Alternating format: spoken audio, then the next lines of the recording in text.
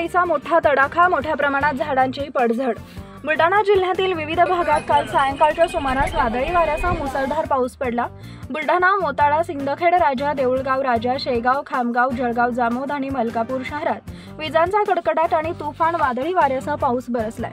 वादळी वाऱ्यामुळे मलकापूर सोलापूर महामार्गावर दाताळानजीक असलेला टोल नाका अक्षरशः उडून गेला। मात्र सुदैवाने यात कोणतीही जीवितहानी झाली नाही।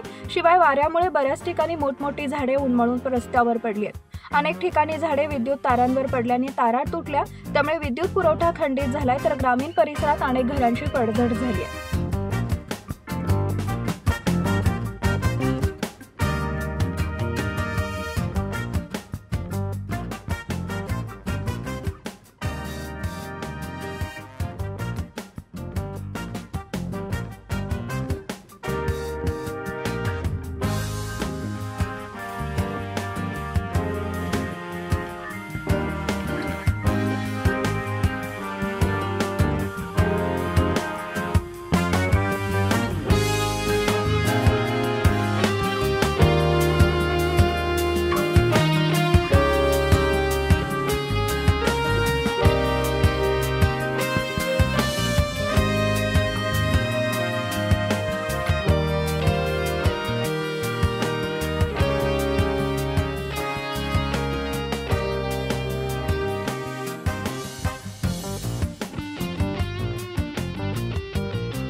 शिवाजी पैसोडे, उपसरपंच, मानेगाव तालुका, जळगाव जामोद।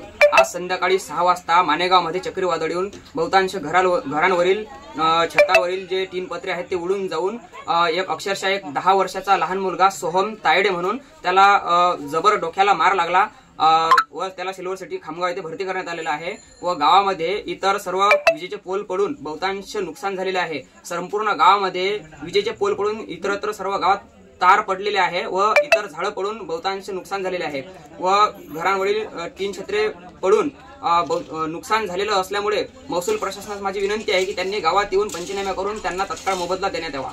व आपला Vidarbha live bureau report, Buldhana.